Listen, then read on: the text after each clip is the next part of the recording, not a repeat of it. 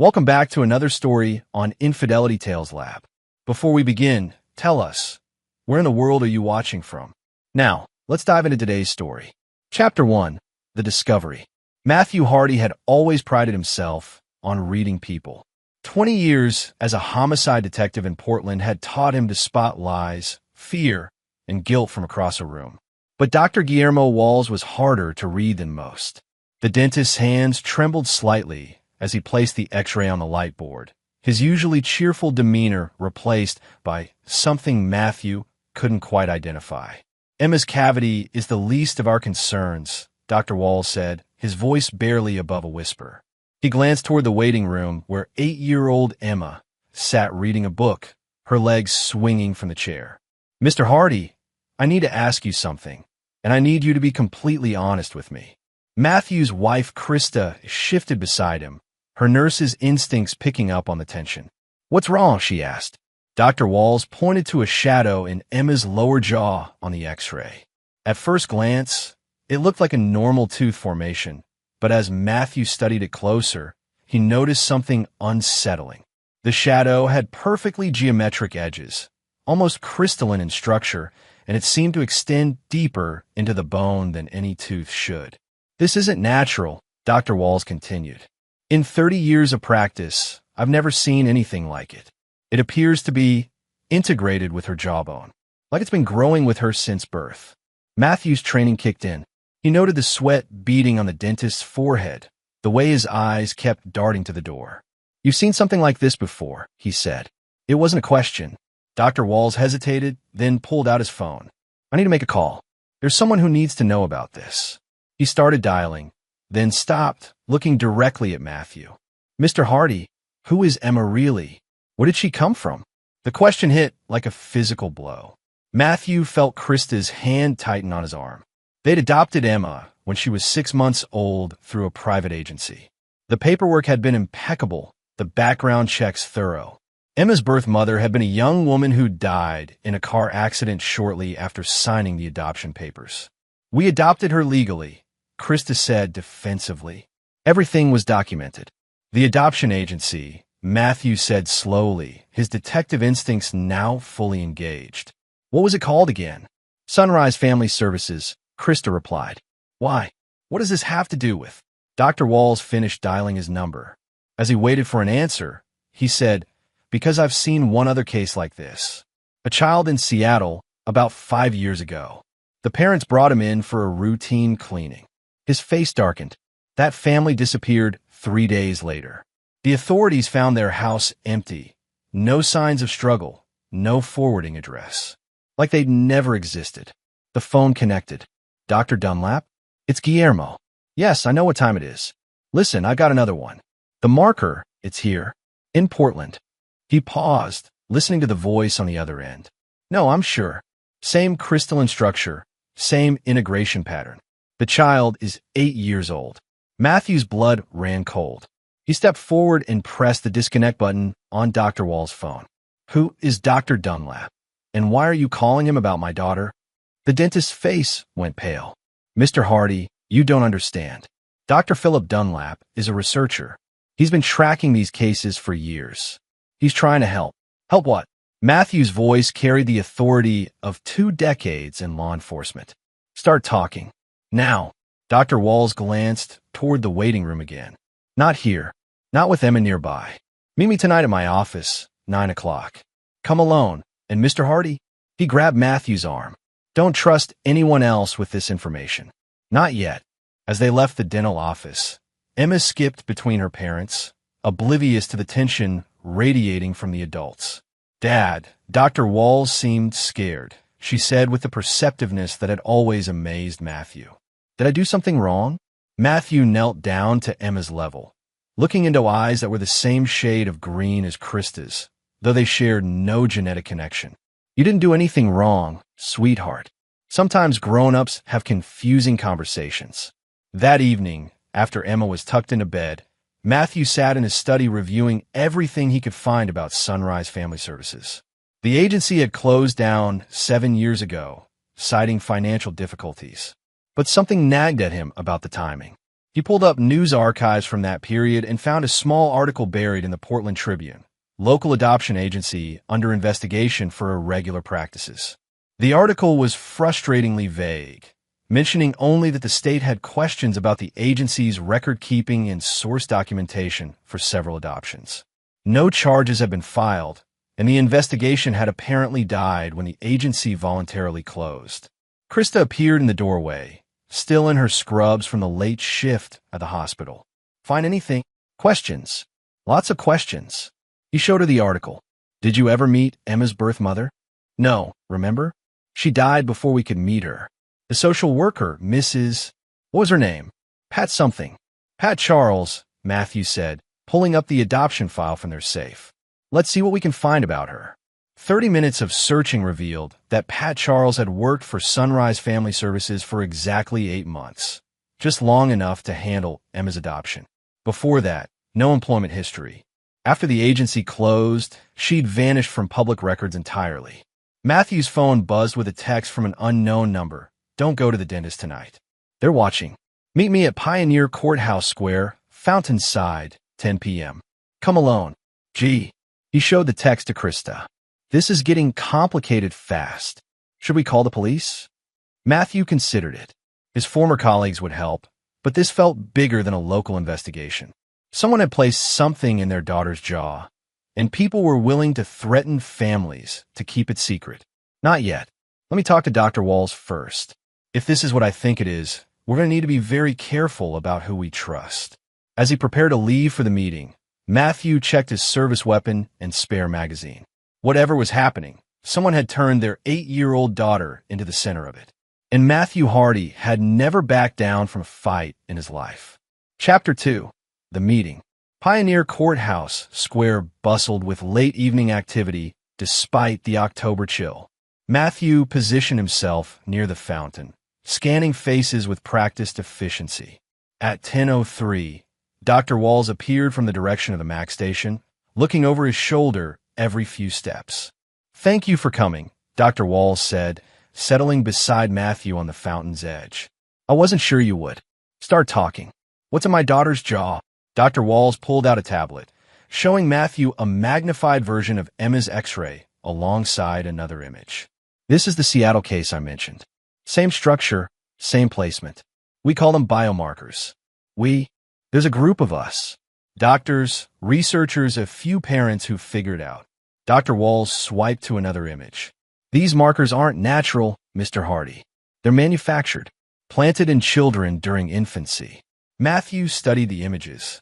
The crystalline structures were identical, perfectly symmetrical in a way that nature never produced. Planted by who? That's where it gets complicated. Dr. Walls glanced around nervously.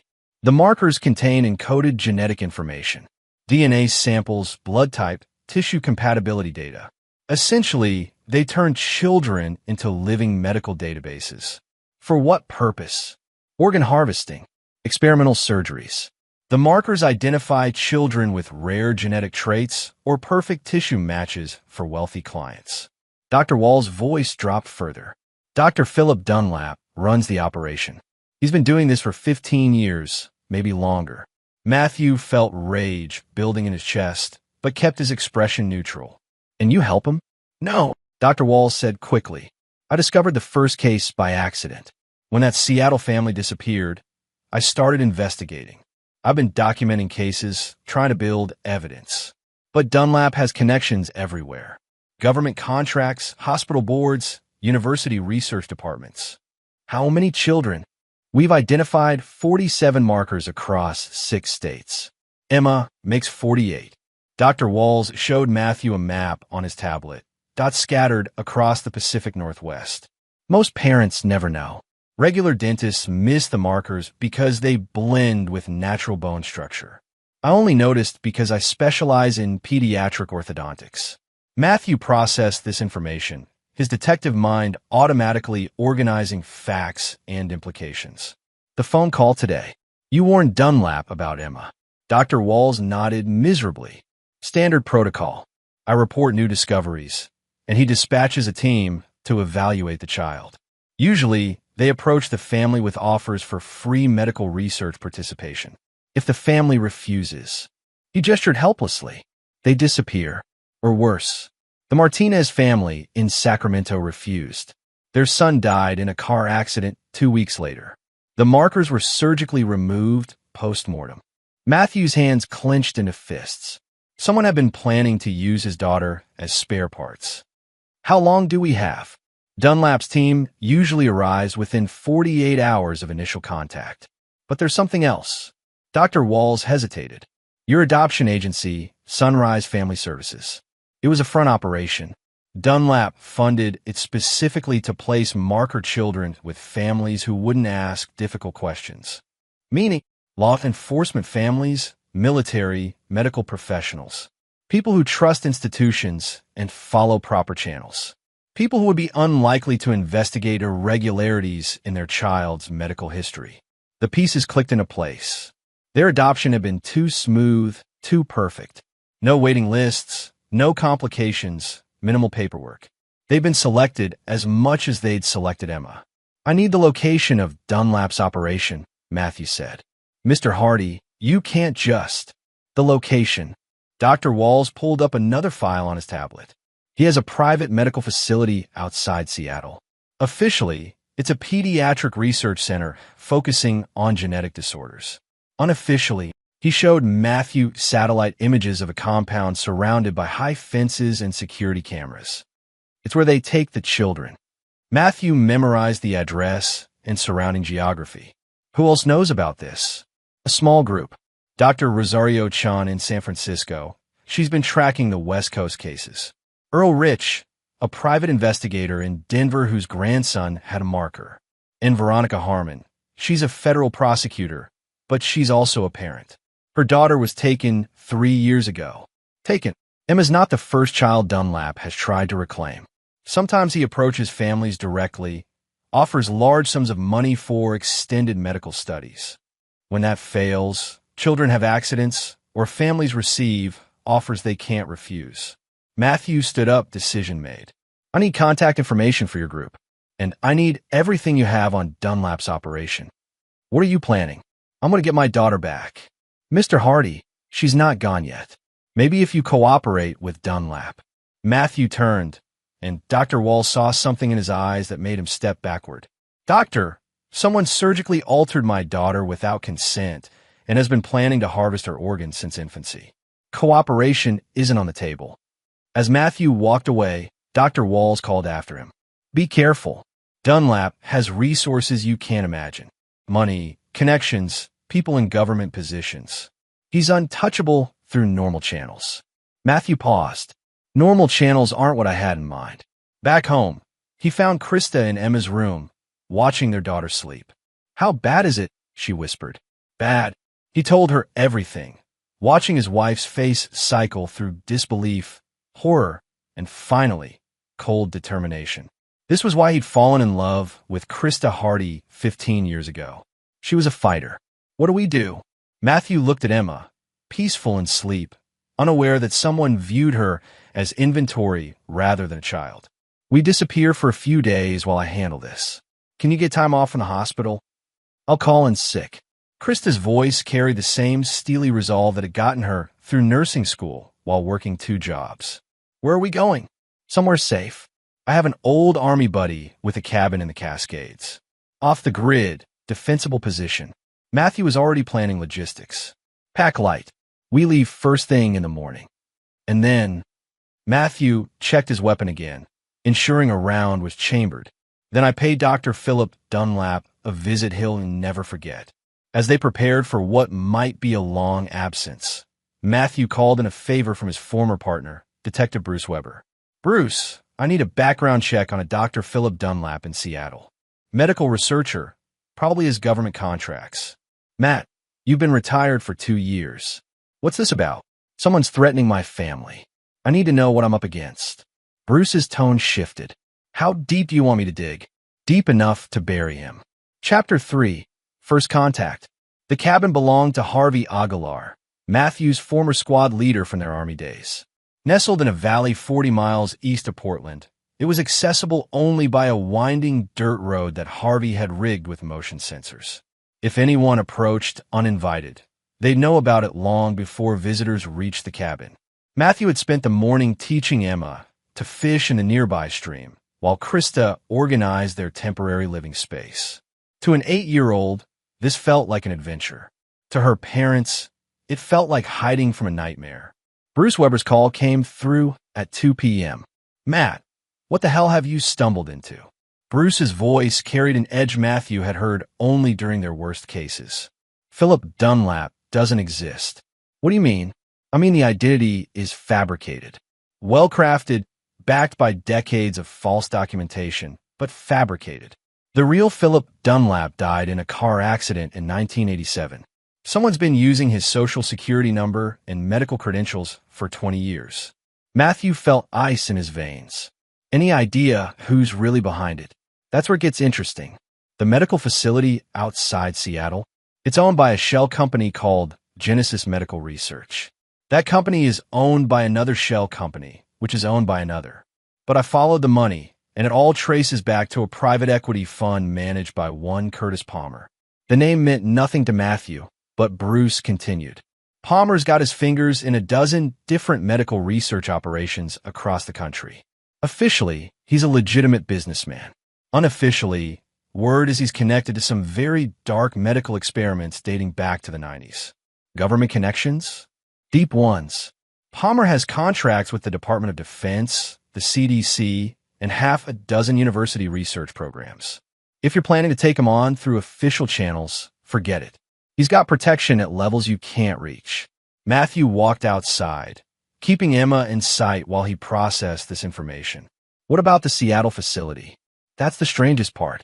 According to county records, the facility was evacuated 3 days ago.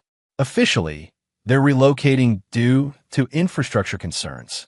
But Matt, I drove by there this morning. The place is gutted. They didn't relocate, they ran. Someone tipped them off? Has to be. The question is who? Bruce paused. Matt, there's something else. I ran a check on your adoption agency, Sunrise Family Services. You're not going to like this. Matthew braced himself. Tell me. The agency handled 312 adoptions during its 8-year operation. I cross-referenced with missing children reports and found something disturbing. 46 children placed by Sunrise have been reported missing or have died under suspicious circumstances in the past decade. The number made Matthew's stomach turn. 46 families destroyed. 46 children stolen or killed. Emma's number 47. Not if I can help it, Bruce said. I'm driving up to Seattle tomorrow to check the facility. If there's evidence left behind, I'll find it. After ending the call, Matthew found Krista teaching Emma to identify edible plants near the cabin.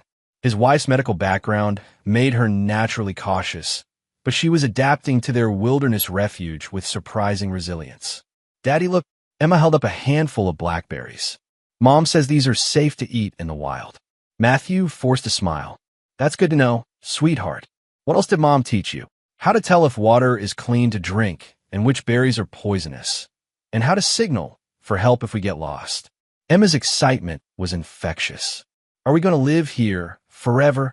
Just for a little while, Matthew said, meeting Krista's eyes over Emma's head. We're having an adventure. That evening, after Emma fell asleep, Matthew and Krista sat by the fire planning their next move.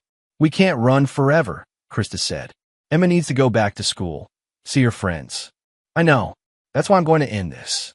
Ow! Matthew had been thinking about this all day. Palmer and his operation had survived by staying in shadows, using legitimate fronts and government connections to avoid scrutiny. But shadows worked both ways. Palmer's strength is also his weakness. He operates through intermediaries and shell companies because he can't afford direct exposure. If I can force him into the open, make him act personally instead of through surrogates, he becomes vulnerable. That sounds dangerous. Less dangerous than letting him come after Emma. Matthew poked the fire, sending sparks into the night sky. I've been reading about his operations. He's methodical, patient. He doesn't like surprises or complications. I'm going to give him both. Krista studied her husband's profile in the firelight. She'd seen this expression before, during the handful of cases that had consumed him completely. Matthew Hardy could be gentle and patient, a devoted father and husband. But when someone threatened his family, he became something else entirely. What do you need me to do? Keep Emma safe. Hardy's rigged this place with enough security to hold off an army. If something goes wrong, there's a satellite phone in the kitchen. Call the FBI field office in Portland and ask for Agent Jose Scott. Bruce gave me his name. He's clean, not connected to Palmer's network. And if something goes very wrong... Matthew handed her a key. Harvey's got a weapons cache in the basement. You know how to use everything down there. They both knew that if it came to that, they'd already lost. But Matthew had learned long ago that the difference between surviving and dying often came down to preparation and the willingness to do what others wouldn't. His phone buzzed with a text from an unknown number. Mr. Hardy, we need to talk. Dr. Dunlap would like to discuss Emma's medical future. Cooperation benefits everyone. VH. Matthew showed the message to Krista. VH Veronica Harmon, the federal prosecutor Dr. Walls mentioned. The one whose daughter was taken. Matthew was already formulating a response. If Veronica Harmon was working with Palmer now, it meant they'd either bought her cooperation or she'd never been on their side to begin with. Either way, it was time to draw them out. He typed back, Lighthouse Park, Portland. Tomorrow, 2 p.m. Come alone. The response came immediately. Agreed. Don't make this more complicated than necessary. Matthew smiled grimly. Complicated was exactly what he had in mind. Chapter 4. The Trap. Lighthouse Park offered excellent sight lines and multiple escape routes, crucial for a meeting with potentially hostile parties. Matthew arrived an hour early, positioning himself with a clear view of all approaches while remaining concealed behind a maintenance building. His years hunting violent criminals had taught him patience. Veronica Harmon arrived precisely at 2 p.m., but she wasn't alone. Two men in dark suits flanked her at a distance, trying to look like casual park visitors. Matthew noted their positions, their poor attempts at concealment, and the bulges under their jackets that suggested weapons. Harmon was younger than he'd expected, maybe 40, with prematurely gray hair and the pallor of someone who spent too much time indoors. She sat on the designated bench and waited, checking her phone repeatedly. Matthew approached from behind, using a jogger's path that kept him out of sight of her escorts. Ms. Harmon. She startled, then composed herself quickly. Mr. Hardy, thank you for coming. Let's skip the pleasantries. What does Palmer want? Harmon's eyebrows rose slightly. You've been investigating. That's either very smart or very stupid. She gestured for him to sit, but Matthew remained standing. Dr. Palmer represents significant medical research interests. Emma's condition could contribute to breakthrough treatments for genetic disorders. Her condition, the biomarker in her jaw, contains genetic sequencing that's extremely valuable for certain types of research. We're prepared to offer your family substantial compensation for her participation in a study. Matthew let his jacket fall open slightly, ensuring Harmon could see his holstered weapon. How substantial? $2 million. Tax-free. In exchange for 6 months of medical observation and testing. And if we refuse? Harmon's mask slipped for a moment, revealing something cold underneath. Mr. Hardy, 46 other families have found our offers compelling. I'd hate for Emma to face the same difficulties as children whose parents were less cooperative. There was the threat, delivered with bureaucratic politeness. Matthew smiled, and Harmon seemed to sense she'd made a mistake. Here's my counteroffer, Matthew said. You and Palmer leave my family alone. Permanently. In exchange, I don't spend the rest of my life hunting you down. I don't think you understand the scope of what you're dealing with. Dr. Palmer has resources. Let me tell you what I understand. Matthew leaned closer, his voice carrying the quiet authority that had made hardened criminals confess during interrogations. I understand that Palmer's been kidnapping and murdering children for organ harvesting. I understand that you're either a co-conspirator or another victim he's controlling. And I understand that if anything happens to my daughter, I will personally ensure that everyone involved dies badly. Harmon stood up quickly, signaling her escorts. You're making a serious mistake, Mr. Hardy. No, Matthew replied. already backing toward his escape route. Palmer made the mistake when he marked my daughter. As Harmon's escorts converged on his position, Matthew melted into the wooded area of the park. His military training and police experience served him well. Within minutes, he'd reached his truck through a route his pursuers couldn't follow. But as he drove back toward the cabin, Matthew's phone rang. The caller ID showed Krista's number. "Matt." Her voice was tight with fear. "Someone's here. 2 cars, government plates. They say they're from Child Protective Services." Matthew floored the accelerator. "Don't let them in. Don't sign anything. I'm 20 minutes out. They have paperwork. They say there's been a report of neglect, that Emma's been exposed to dangerous individuals. Krista, listen to me carefully. Take Emma to Harvey's weapons cache. Lock yourselves in and don't come out until I get there. Matt, they're saying if we don't cooperate, they'll involve the FBI. That Emma could be placed in protective custody." Matthew realized Palmer's strategy. Can't get the family to cooperate? Use the system against them. Create a paper trail of neglect or endangerment. Remove the child through legal channels. Then make her disappear in the bureaucratic maze. Stall them. I'm almost there. As he crested the hill overlooking Harvey's cabin, Matthew saw 3 black SUVs parked in the driveway. Men in suits stood near the vehicles while others approached the front door. This wasn't CPS. This was a military-style extraction team. Matthew parked his truck behind a stand of trees and approached on foot, using the forest for cover. Through the cabin's windows, he could see Krista in the living room, facing 2 men in suits while Emma stood behind her mother, confusion and fear clear on the child's face.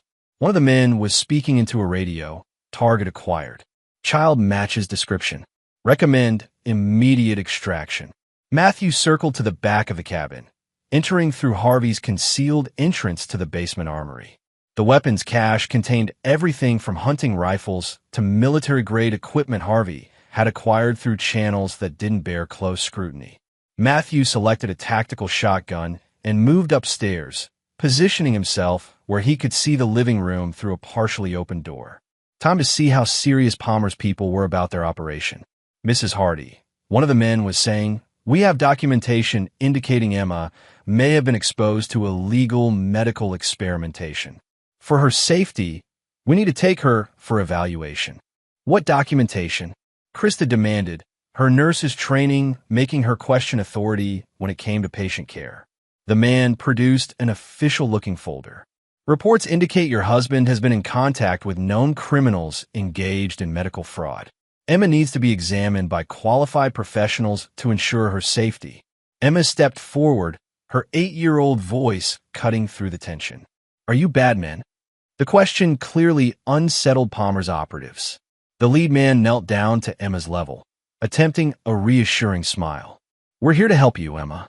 We're doctors. Real doctors don't scare people," Emma said with startling clarity. "And real doctors don't come to houses without appointments." Matthew felt pride surge through his fear. His daughter was braver than adults twice her age. The man's patience evaporated. He stood up and nodded to his partner. "Ma'am, we're taking the child now. You can cooperate or face federal charges for obstruction." That's when Matthew stepped into the room, shotgun pointed at the floor but clearly visible. "Or you can leave my property before I call the real authorities." The room went silent. The 2 men assessed Matthew, noting his stance, his grip on the weapon, and the deadly calm in his expression. These weren't street criminals they could intimidate. This was a trained professional who'd clearly decided their lives were forfeit. "Mr. Hardy," the lead man said carefully, "we're federal agents. Threatening us is a felony. Show me your badges." The men exchanged glances. After a moment, the lead man reached for his jacket. Matthew's shotgun came up instantly, and the man froze. Slowly, the badge looked authentic, but Matthew had seen enough fake identification to spot irregularities. The serial numbers were wrong, and the photo looked recently added. "Nice try," Matthew said. "But federal agents don't conduct child removals without local law enforcement support. They also don't use unmarked vehicles or threaten families in their homes." He raised the shotgun to shoulder level. "You have 10 seconds to be in your vehicles and off my property." The men backed toward the door, speaking rapidly into their radios. Matthew heard fragments, package secured, negative, armed resistance, request backup. As the SUVs departed, Matthew knew this was just the opening move. Palmer's people would be back, and next time they'd come prepared for resistance. "Emma," he said, kneeling down to his daughter's level. "We're going to play a game for the next few days. It's called Staying Invisible. Can you do that?" Emma nodded solemnly. "Are those men going to hurt us, Daddy?" Matthew looked into eyes that were far too wise for 8 years old. Someone had marked his daughter as a commodity before she could walk. They'd infiltrated his family, violated his home, and threatened the person he loved most in the world. "Not if I can help it, sweetheart. Not if I can help it." That night, after Emma was asleep, Matthew began planning Palmer's destruction in earnest. The federal prosecutor angle suggested Palmer had legitimate government connections, which meant playing by rules would only protect him. Matthew had spent his career bringing justice to people who thought they were above the law. Curtis Palmer was about to learn what justice looked like when the law couldn't reach you. Chapter 5. The Hunter and the Hunted. Dr. Rosario Chun arrived at Harvey's cabin just after dawn, her medical bag and laptop case suggesting she'd driven through the night from San Francisco. Matthew had reached out to her after confirming her credentials through Bruce Weber's investigation. Unlike the other members of Dr. Wall's group, Chun had impeccable documentation, a pediatric surgeon at UCSF with 20 years of spotless service.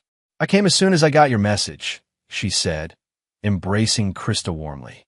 "How's Emma holding up?" "She thinks we're camping," Krista replied. But she started to ask questions. Chun examined Emma's x-rays on her laptop, comparing them to images from other cases. The markers more sophisticated than most. Dunlap, or whoever he really is, has refined the technology significantly. "Can you remove it?" Matthew asked. "Theoretically, yes, but it would require specialized surgical equipment and a sterile environment. More importantly, removing it might trigger whatever tracking or monitoring systems are integrated with the marker." Matthew had suspected as much. "So we can't just cut it out and run." "Not without risking Emma's life. The marker appears to be integrated with several major nerve pathways. Remove it incorrectly, and she could lose motor function in her face and jaw." Emma appeared in the doorway, still in her pajamas. "Dr. Chun, are you going to check my teeth too?" Chun smiled warmly. "Maybe later, sweetheart. Right now, I'm just visiting with your parents." As Emma went to get dressed, Chun's expression grew serious. "Matthew, I need to tell you something about my own situation. My daughter Sophia was taken 2 years ago. I've been hunting Palmer ever since." "Taken how?" "Approached at school by people claiming to be conducting a medical study. They had official paperwork, parent consent forms, the works. By the time I realized the forms were forged, Sophia was gone." Chin's voice remained steady, but Matthew could see the pain in her eyes. "Palmer offered me a deal afterward. Stop investigating, and Sophia would be returned unharmed. But you kept investigating. I'm a surgeon. I know what happens to children in Palmer's facilities." She pulled up files on her laptop. "I've been documenting his operations for 18 months. Medical supply purchases, personnel movements, financial transfers. He's running a sophisticated organ harvesting network with government protection." Matthew studied the data. "What's his end game? This seems like a lot of infrastructure for black market organs." "It's not black market. It's white market. Legal sales to wealthy clients who don't want to wait for traditional organ donor lists. Palmer maintains a registry of children with specific genetic markers. When a client needs a liver, heart, or kidney with precise compatibility requirements, Palmer delivers." The clinical nature of the explanation made it somehow worse. These weren't desperate criminals driven by poverty or addiction. These were wealthy, powerful people who viewed children as inventory to be harvested when convenient. Krista joined them, having overheard the conversation. "How many clients?" "I've identified at least 30. Politicians, entertainment executives, foreign nationals. People with enough money to buy perfect genetic matches instead of waiting their turn." Matthew's phone buzzed with a text from Bruce Weber. "Seattle facility cleaned out professionally. No evidence left, but found something interesting in county records. Palmer purchased property near your location 48 hours ago. 200-acre compound, 15 miles northeast of your position. Matthew showed the message to Chun and Krista. He's not giving up. He's setting up locally to finish this. What do we do? Krista asked. Matthew was already moving toward Harvey's weapon cache. We stop running and start hunting. Chun looked alarmed. Matthew, Palmer has unlimited resources. You can't fight him directly. Watch me. Matthew began loading tactical gear into a duffel bag. Chun, I need you to stay here with Krista and Emma. If I'm not back by midnight, take them to Agent Jose Scott at the FBI field office. Tell him everything. Where are you going? To have a conversation with Curtis Palmer. Krista grabbed his arm. This is insane. You're one person against an entire organization. Matthew turned to face his wife, and she saw the same expression that had made violent criminals surrender rather than face him in dark alleys. Krista, someone put a tracking device in our daughter's jaw when she was an infant. They've been planning to murder her for 8 years. Palmer thinks he's hunting us, but he made one critical error. What's that? He threatened my family. Matthew shouldered the duffel bag. Curtis Palmer has never dealt with someone like me.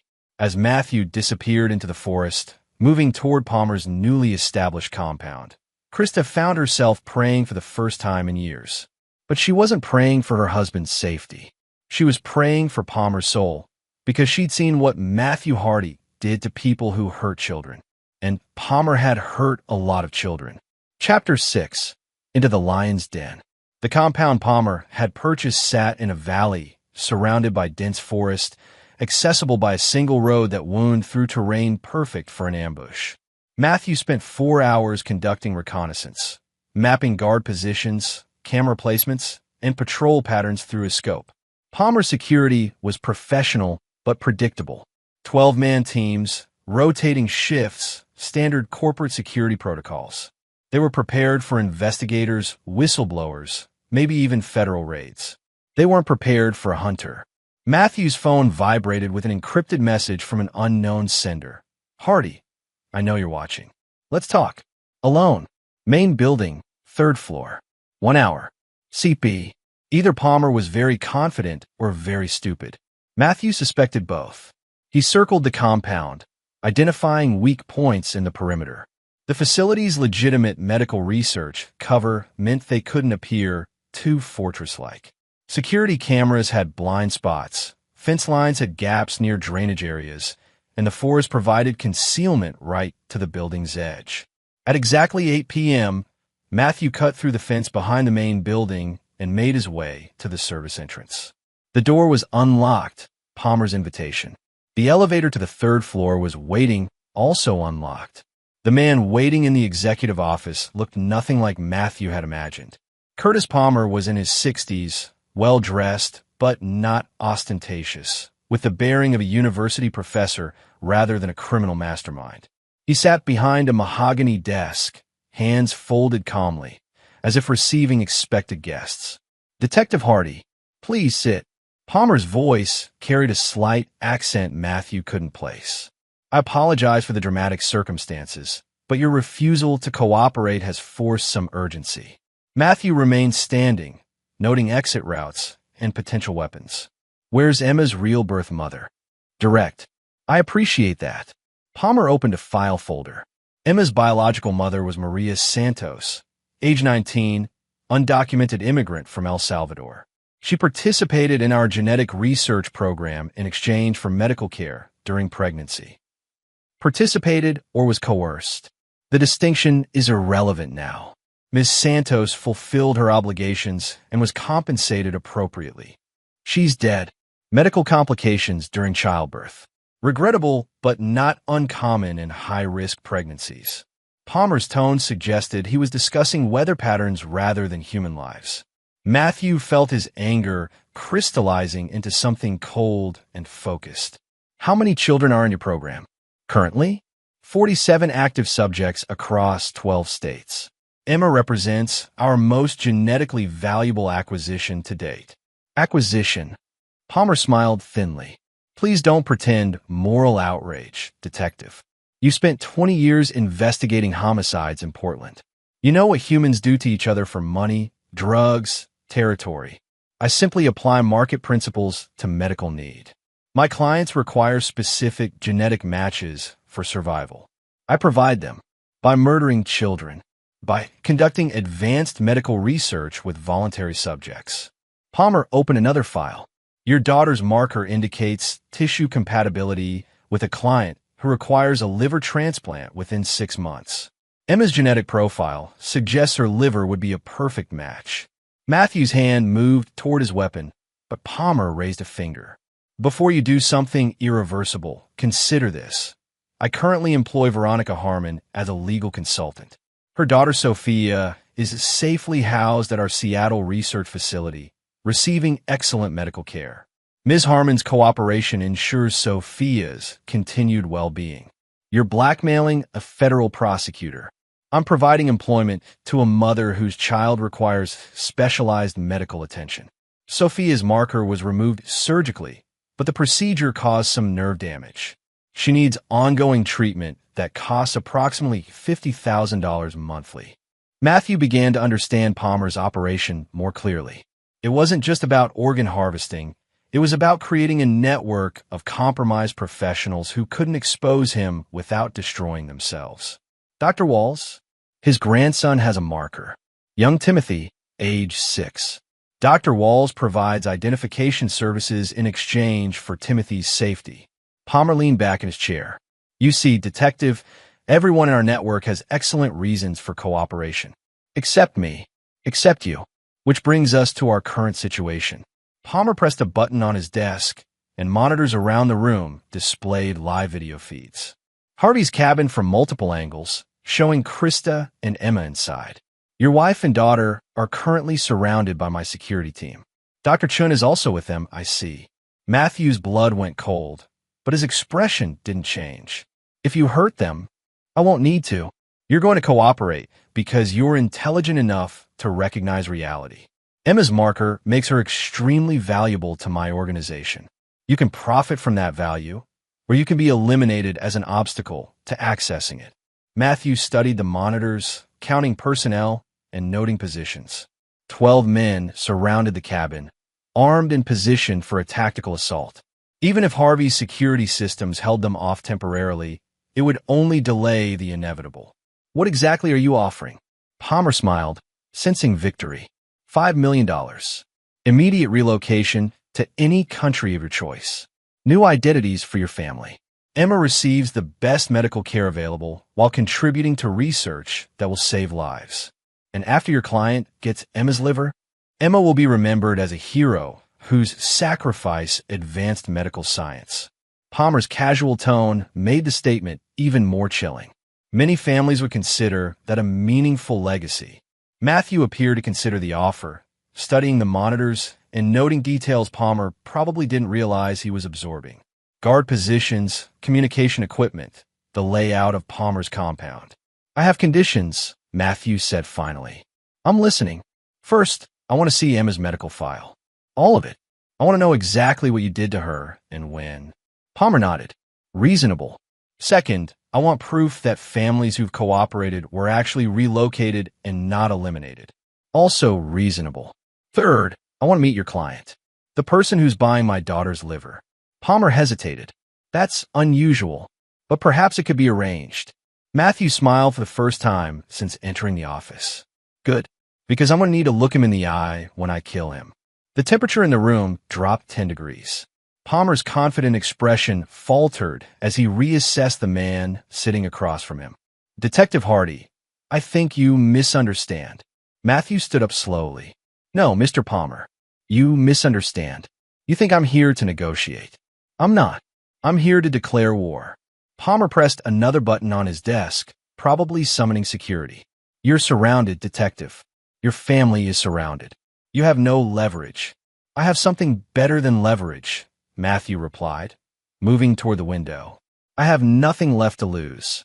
Before Palmer could respond, Matthew smashed through the third-floor window in a shower of glass and steel, disappearing into the night forest below. Palmer stared at the shattered window in disbelief. Security teams were already mobilizing, But Matthew Hardy had vanished into terrain he knew intimately, carrying enough weapons and training to make Palmer's life very complicated. The hunter had just become the hunted. Chapter 7. The Setup. Matthew moved through the forest like a ghost, using skills learned in Afghanistan and refined during 2 decades of police work. Palmer's security teams were competent but loud, their radio communications giving away positions and search patterns. Within an hour, Matthew had circled back to a position overlooking Hardy's cabin. The tactical situation was worse than he'd hoped. Palmer's people had established a perimeter with overlapping fields of fire, making direct assault suicide. But Matthew wasn't planning a direct assault. He was planning something much more personal. His encrypted phone buzzed with a message from Dr. Chun, family secure in basement. Harvey's panic room will hold indefinitely. Security team getting frustrated. What's your play? Matthew smiled grimly as he typed back. Palmer wants to play games with children. Time to show him what happens when you threaten the wrong family. Over the next 3 hours, Matthew systematically dismantled Palmer's operation piece by piece. He started with communications, using techniques learned during counterterrorism operations to jam radio frequencies and disrupt cell coverage. Palmer's teams found themselves isolated, unable to coordinate effectively. Next came psychological warfare. Matthew began picking off perimeter guards one by one, not killing them, but leaving them zip-tied in positions where their teammates would find them. Each discovery ratcheted up the fear factor, making Palmer's people jumpy and prone to mistakes. By midnight, Palmer's 12-man team had been reduced to 6, and those 6 were clustered around the cabin in a defensive position that made them sitting ducks for anyone with high ground impatience. Matthew's phone rang, Palmer calling directly. Impressive work, detective. You're better than I anticipated. I'm just getting started. I can see that. Perhaps we should reconsider our arrangement.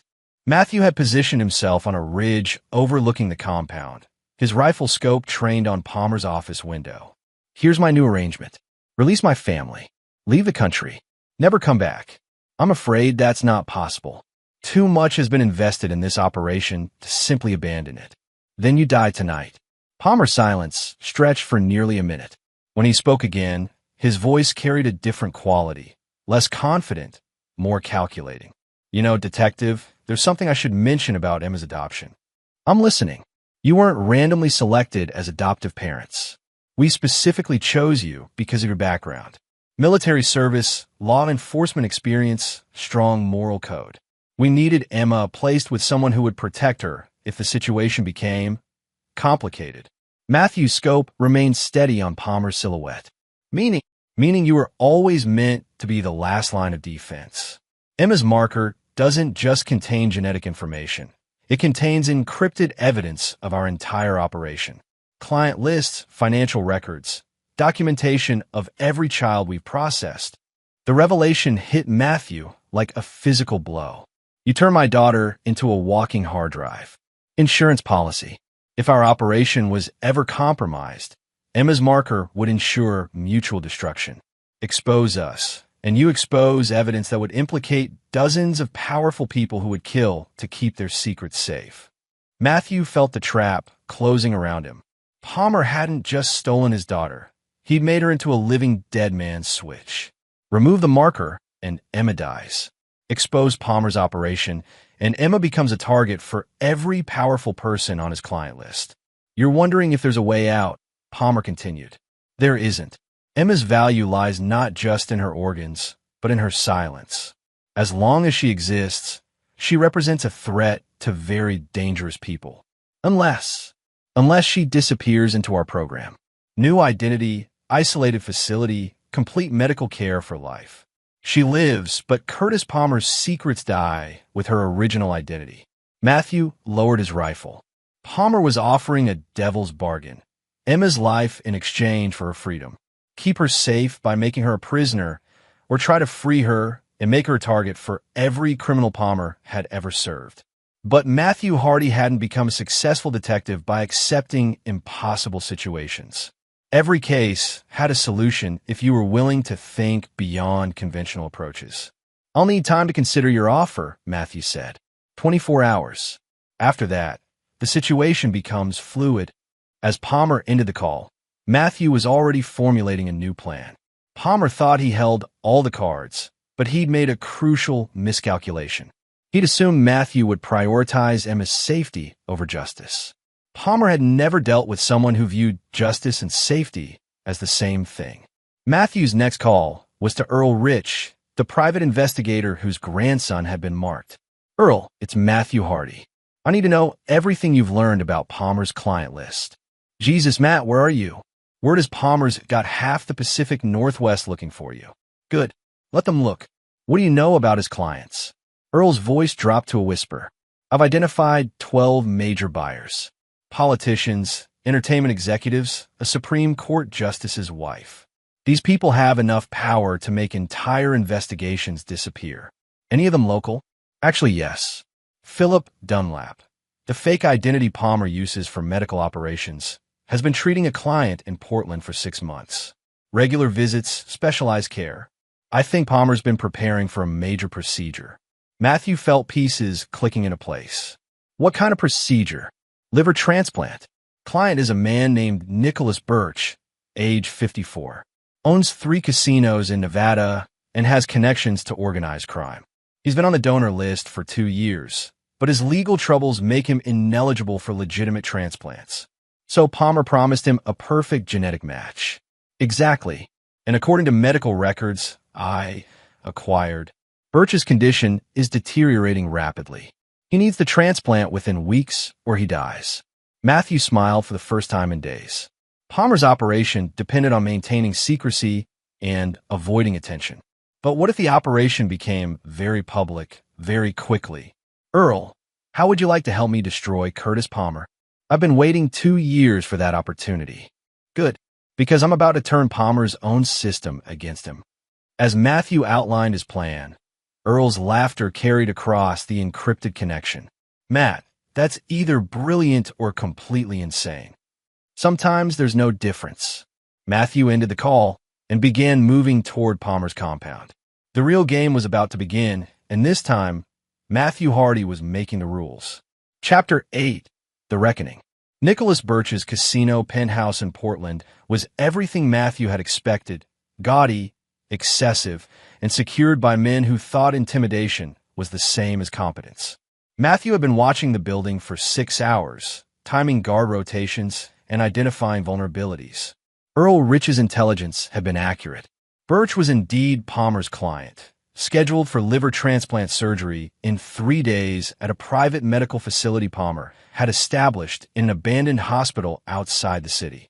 The surgery would use Emma's liver, assuming Palmer could complete her acquisition. But Matthew wasn't planning to prevent the surgery. He was planning to ensure it happened exactly as scheduled, with one crucial modification. At 3 a.m., Matthew entered Birch's penthouse through a service elevator maintenance shaft, bypassing electronic security through methods learned during covert operations. Birch's bodyguard were positioned to stop threats coming through normal channels: doors, windows, stairwells. They weren't watching for someone who approached through the building's infrastructure. Birch himself was awake, sitting in his study reviewing what appeared to be medical reports. The man was visibly ill, jaundiced skin, labored breathing, the telltale signs of liver failure. Palmer had chosen his client well. Birch was desperate enough to agree to anything. "Mr. Birch," Matthew said quietly, stepping from the shadows. Birch spun around, reaching for a panic button, but stopped when he saw Matthew's calm demeanor and raised hands. "Who are you? How did you get in here?" "My name is Matthew Hardy. I believe you're planning to purchase my daughter's liver." Birch's face went pale. "I don't know what you're talking about." Matthew sat down uninvited, studying Birch with the same intensity he'd once used on murder suspects. "Let me tell you what I know. You're Nicholas Birch, age 54, worth approximately $40 million from casino operations. You've been on the liver transplant list for 18 months, but were removed due to lifestyle factors, meaning your criminal connections." Birch said nothing, but his breathing became more labored. "Dr. Palmer approached you 6 months ago with a private solution. Perfect genetic match, guaranteed compatibility, surgery performed at a facility outside normal oversight. Cost: $3 million, plus ongoing considerations. You're insane. Matthew pulled out his phone, showing Birch photographs of Emma. This is the 8-year-old child whose liver you've purchased. Her name is Emma Hardy. She likes to read, she's learning to play piano, and she builds elaborate fairy houses in our backyard. Birch looked at the photographs, and Matthew saw something flicker across his face. Guilt? Regret? It was quickly replaced by defensive anger. I didn't ask for any of this. Birch said. Palmer approached me. He said the children were already dying, that the organs would be wasted otherwise. What children? Terminal cases. Kids with brain cancer, genetic disorders. Palmer said the organs were being harvested from children who were going to die anyway. Matthew felt a moment of surprise. Palmer had told Birch a completely different story than the organ farming operation Chen had described. Either Palmer compartmentalized his lies, or there were multiple operations running simultaneously. Mr. Birch, let me be very clear about something. Emma is perfectly healthy. So are the other 46 children Palmer has processed. He's not harvesting organs from terminal patients. He's murdering healthy kids for profit. Birch stared at the photographs for a long moment. Jesus Christ. What have I done? That depends on what you do next. Matthew leaned forward. You have two choices. Continue with Palmer's surgery and spend whatever time you have left knowing you murdered child. Or help me stop him. Help you how? Palmer's got connections everywhere. Police, federal agencies, hospital boards. He's untouchable. Everyone's touchable if you know where to press. Matthew pulled out a recording device. I need you to make a phone call to Palmer. Tell him you've had second thoughts about the surgery. He'll never believe that. I'm dying. You're not canceling the surgery. You're requesting a meeting with the organ donor first. Tell him you want to ensure the child understands the importance of her sacrifice. Birch looked horrified. Why would I want to meet her? Because Palmer's entire operation depends on maintaining the illusion that this is legitimate medical research. If a client starts asking uncomfortable questions, showing unusual interest in the donors, it threatens the psychological distance that allows his people to function. Matthew could see Birch processing this. You're trying to spook his organization. I'm trying to force Palmer into making mistakes. Stressed people make bad decisions. Bad decisions create opportunities. Birch made the call, following Matthew's script precisely. Palmer's voice came through clearly on the speakerphone, initially resistant but gradually agreeing to arrange a meeting between client and donor. Excellent, Palmer said finally. We'll arrange something appropriate. Perhaps a brief interaction where Emma can understand the importance of her contribution to medical science. After ending the call, Birch looked nauseated. He talks about her like she's livestock. Now you're beginning to understand. Matthew stood to leave. The meeting is tomorrow at 2 p.m. You're going to wear a wire and record everything Palmer says about his operation. What if he discovers the recording? Matthew's smile was cold as winter. Then you'll die knowing you helped save 47 other children from the same fate. As Matthew prepared to leave, Birch called after him. Detective, if we do this, if we expose Palmer, what happens to Sophia Harmon? To Dr. Wall's grandson? To all the other children he's holding? Matthew paused at the window. We save them all, Mr. Birch. Every single one. How can you be sure? Because, Matthew said, disappearing back into the maintenance shaft, Curtis Palmer has never faced someone who fights for children the way I do. The next phase of Matthew's plan required perfect timing and nerves of steel. Palmer thought he was orchestrating a meeting between predator and prey. Instead, he was walking into a trap that would destroy his entire operation. And Matthew Hardy would be there to spring it. Chapter 9. Justice Served. The abandoned St. Mary's Hospital sat on 15 acres of overgrown landscape, its Gothic architecture perfect for Palmer's purposes. The building had been closed for 5 years due to budget cuts, but Palmer had purchased it through shell companies and converted the surgical suites into a private medical facility. Matthew positioned himself in the hospital's bell tower 90 minutes before the scheduled meeting, his rifle trained on the main entrance while monitoring radio frequencies Palmer's team used. Earl Rich was stationed in a van outside the perimeter, recording everything and ready to transmit evidence to media outlets and federal authorities if the operation went wrong. At exactly 2 p.m., 3 vehicles arrived. Palmer emerged from the first, followed by Veronica Harmon and 2 security guards. The second vehicle contained Nicholas Birch, looking pale but determined. The third vehicle made Matthew's blood boil. Emma sat between 2 adults, her small face pressed against the window as she stared at the imposing hospital building. Matthew activated his recording equipment as the group moved inside. Birch wore a wire provided by Earl Rich, sophisticated enough to transmit clearly while remaining undetectable to standard security sweeps. Through his scope, Matthew watched the group enter the hospital's main surgical suite. Palmer had prepared the space carefully. Medical equipment that looked legitimate but was actually designed for organ harvesting. Monitoring systems that would record Emma's vital signs during the procedure and restraints disguised as safety equipment. Palmer's voice came through clearly on Birch's wire.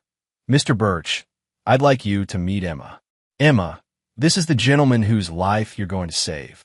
Emma's 8-year-old voice carried across the transmission with heartbreaking clarity. "Are you sick, Mr. Birch?" "Yes, sweetheart. Very sick. My daddy says sick people need help. Are the doctors going to help you?" Matthew heard Birch's sharp intake of breath through the wire. Palmer stepped in smoothly. "That's right, Emma. You're going to help Mr. Birch get better. It's a very special kind of help. Will it hurt?" "You won't feel anything at all," Palmer replied with clinical precision. "The procedure will be conducted under general anesthesia. You'll simply go to sleep, and when you wake up, Mr. Birch will be much healthier." Emma's innocent voice cut through Palmer's lies. "But if you take my liver, won't I get sick too?" The silence stretched for several seconds. Finally, Palmer spoke. "Emma, sometimes helping others requires sacrifice. Your sacrifice will save Mr. Birch's life and advance medical research that could help thousands of other children." "But I don't want to die."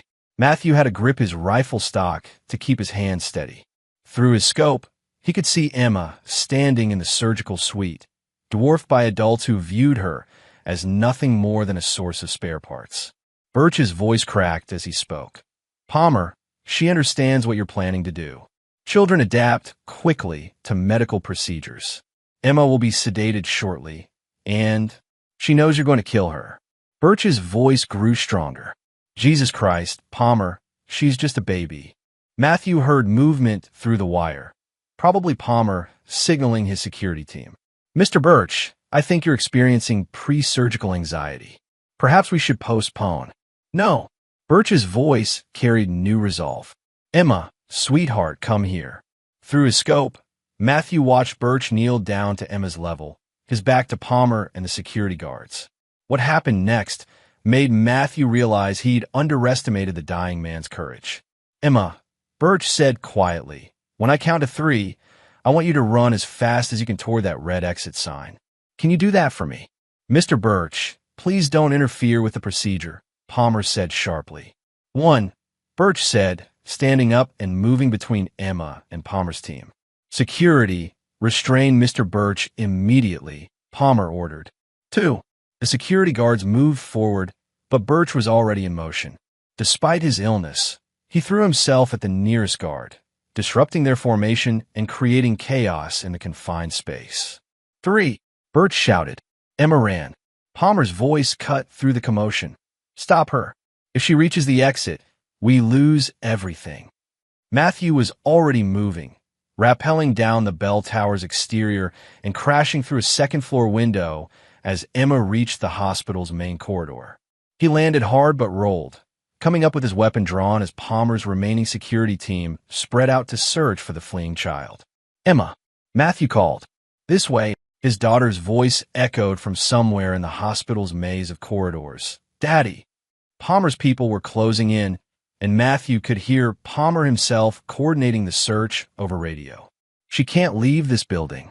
Too much depends on maintaining operational security."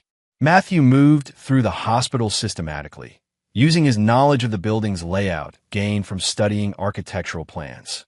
He found Emma hiding in a supply closet on the first floor, tears streaming down her face, but trying to be brave. "Daddy, the bad men want to hurt me." "I know, sweetheart, but they're not going to get the chance." Matthew lifted Emma, noting that she was lighter than she should be for her age. Palmer's marker had affected her development in subtle ways that were only now becoming apparent. They reached the main exit just as Palmer's team converged on their position. 3 armed men blocked the doorway, weapons drawn but not aimed. They needed Emma alive and undamaged. Detective Hardy, Palmer's voice came from behind them. You're only delaying the inevitable. I have resources you can't imagine, connections you can't fight. Surrender now, and I'll ensure Emma's procedure is as comfortable as possible. Matthew turned to face Palmer, noting the man's position relative to his security team. In his arms, Emma pressed her face against his shoulder, trying to hide from the nightmare surrounding her. You're right about one thing, Palmer. You do have resources I can't imagine. Matthew smiled. But you made one critical error. What's that? You assumed I was fighting alone. The hospital's lights cut out simultaneously, plunging the building into darkness. Emergency lighting kicked in seconds later, but the disruption was enough. Earl Rich and his team entered through multiple access points, armed and moving with military precision. In the confusion, Matthew noticed movement from an unexpected direction. Nicholas Birch appeared behind Palmer, having somehow overpowered his guards. The dying man held a scalpel he'd taken from the surgical suite. Dr. Curtis Palmer, Birch said, his voice carrying across the chaos. You're under citizen's arrest for conspiracy to commit murder. Palmer spun around, reaching for a weapon, but Birch was faster. The scalpel found Palmer's throat with surgical precision, guided by a man who'd spent months studying medical procedures in preparation for his own surgery. Palmer collapsed, his life ending in the same sterile, clinical manner he'd planned for 47 children. The aftermath moved quickly. Earl Rich's team secured Palmer's remaining personnel, while Matthew called Agent Jose Scott directly. The FBI arrived within an hour, followed by media outlets that Earl had prepositioned based on Matthew's instructions. By dawn, Palmer's operation was front-page news across the country. The encrypted data from Emma's marker, extracted safely by Dr. Chun using equipment from Palmer's own facility, provided evidence that destroyed Palmer's entire network. Clients were arrested, facilities raided, and children reunited with families who'd thought they were dead. Veronica Harmon was found in Palmer's facility, having been held prisoner rather than employed as claimed. Her daughter Sophia was alive, damaged but healing, and mother and daughter were reunited after 3 years of separation. Dr. Walls and his grandson were placed in protective custody until the full scope of Palmer's network could be mapped and destroyed. The system Palmer had used to control his accomplices became the key to liberating them. 3 months later, Matthew sat in his backyard watching Emma build fairy houses while Krista tended her garden. Emma's marker had been successfully removed by Dr. Chun, with no lasting effects beyond a small scar that would fade with time. Emma looked up from her construction project. Daddy, do you think the bad man is sorry for what he did? Matthew considered the question seriously.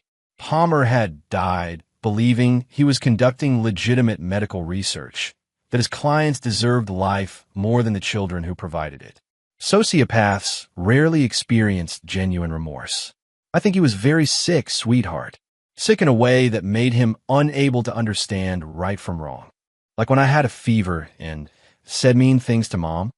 Something like that. But some kinds of sickness can't be cured. Emma nodded solemnly and returned to her fairy house. Matthew watched her work, marveling at the resilience of children. Emma remembered the scary men and the big hospital, but to her, it was just another adventure that had ended safely. Krista joined him on the deck, coffee in hand. Dr. Chin called. They found the last of Palmer's facilities in Mexico. 18 children recovered, all alive. That makes 65 total. The FBI thinks there might be more. Palmer's records go back 20 years. Matthew nodded, already knowing he'd spend the rest of his life ensuring every child Palmer had touched was found and returned home safely. Some fights didn't end with a single victory. They required a lifetime of vigilance. Nicholas Birch had survived his liver transplant, receiving an organ from a legitimate donor who died in an accident. He'd used his connections to help the FBI track down Palmer's clients, seeking redemption for his near participation in Emma's murder. The man who'd been willing to kill a child for his own survival had become one of the operation's most valuable witnesses. Any regrets? Krista asked, settling beside her husband. Matthew watched Emma carry her completed fairy house to the garden, chattering to herself about the imaginary creatures who would live there. His daughter was safe, dozens of other children had been rescued, and a network of predators had been destroyed. Curtis Palmer's empire had fallen because he'd made a fundamental miscalculation. He'd assumed that threatening a child would make her father desperate and controllable. Instead, he'd awakened something in Matthew Hardy that Palmer had never encountered before, a parent's love backed by a soldier's training and a detective's intelligence. No regrets, Matthew said, pulling Krista closer. Some people need to be stopped, and sometimes stopping them isn't pretty. But Emma's building fairy houses instead of being harvested for organs. I can live with that trade. As the sun set over Portland, Emma called from the garden, "Mom, Dad, come see. The fairies are going to love their new house." Matthew and Krista walked hand in hand toward their daughter's voice, leaving behind the darkness that had briefly touched their lives. In the distance, the city lights began to twinkle, each one representing families who would sleep safely tonight because Curtis Palmer's nightmare was finally over. Emma Hardy would grow up knowing her parents had fought monsters to keep her safe, and Matthew Hardy would sleep knowing that some monsters, once faced, never get back up. The fairy house stood completed in the garden, small and perfect and protected, just like the family that had built it together. And there you have it. Another story comes to an end. What did you think? I'd love to hear your thoughts in the comments below. If you enjoy this story, consider joining our community by subscribing. It means the world to us. For more stories like this one, check out the recommended videos on screen. And I'll see you there.